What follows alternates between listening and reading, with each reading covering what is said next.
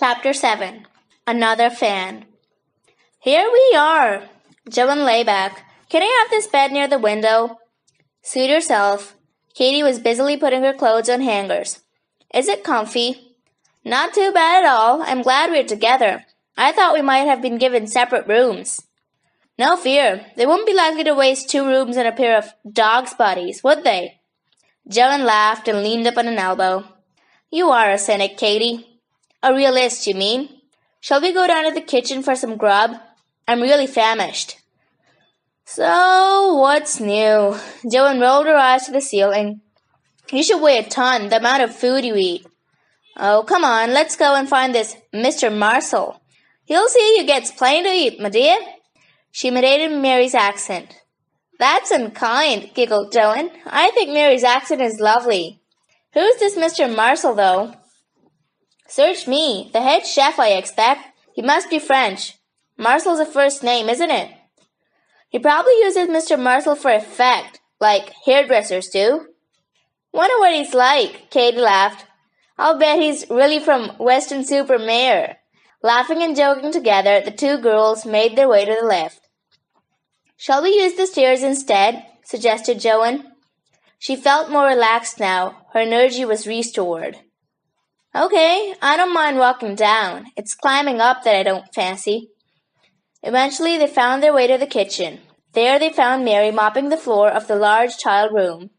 Her face looked redder than ever as she wrung out the mop vigorously into a heavy galvanized bucket. Hello, Mary, said Joanne. Hello, Joanne and Katie, she replied.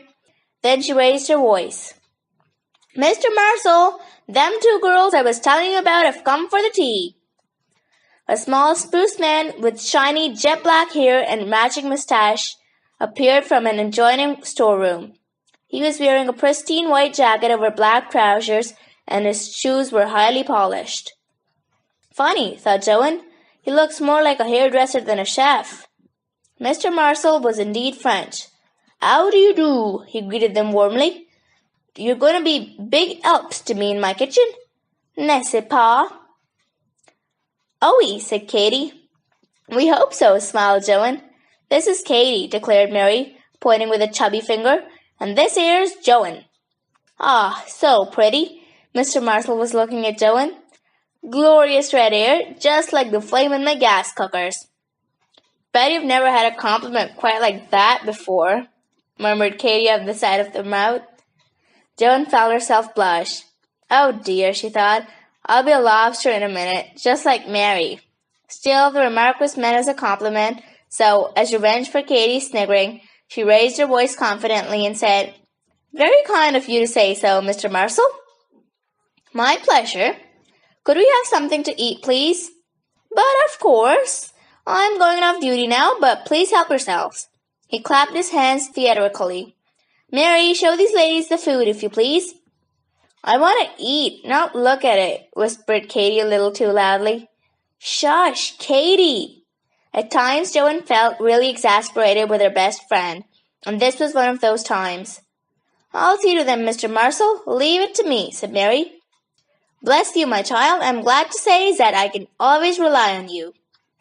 The chef removed his jacket with a flourish, and although it looked spotless, he popped it into a large linen basket. Au revoir.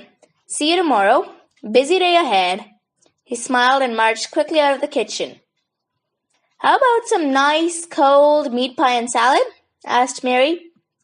That sounds gorgeous, exclaimed Katie. I am ravenous. Joanne tutted. Just salad for me, please. I don't eat meat. You'll have some of this cheese and onion quiche, then? Suggested Mary. Smashing. I keep intending to become a vegetarian too, said Katie, but I'm a bit too fond of food. What she's trying to say is that she'll eat anything, laughed Joanne. Can we help you, Mary? No, my dears. You just sit down and take it easy. I'll make you a nice pot of tea. The girls sat down at the huge scrubbed pine table. Will we have to be up early tomorrow? Inquired Katie. That you will. Saturday's always busy.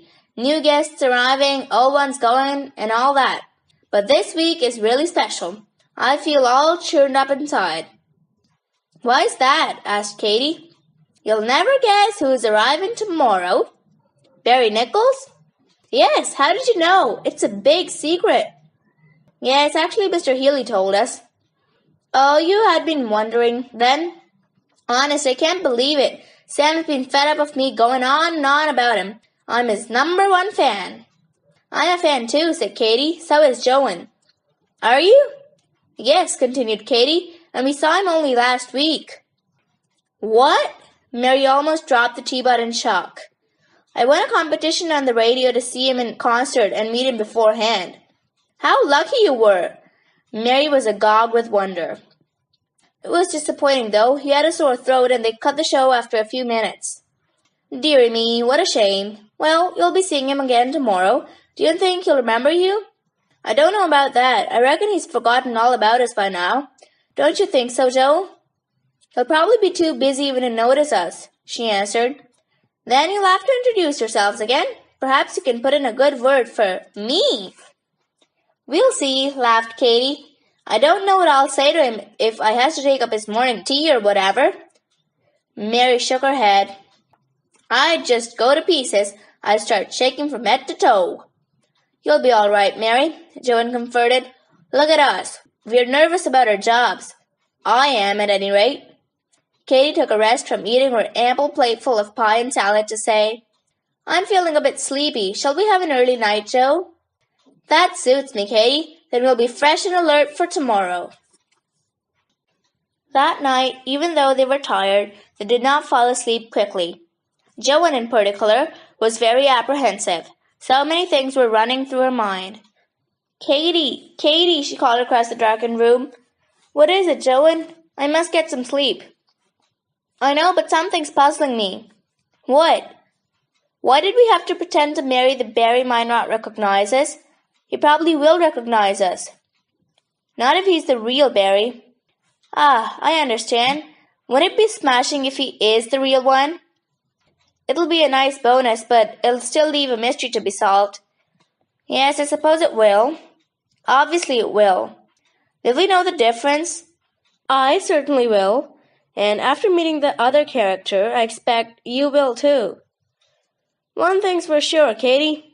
We're in for an eventful time. Are you scared? No, a tiny bit uncertain. Uneasy, perhaps. That's all, but we can't turn back now. Actually, I'm looking forward to sorting out this Rock Star mystery. Do you think we will? I'm determined we will, aren't you? Yes. Good. Let's go to sleep then. End of chapter 7.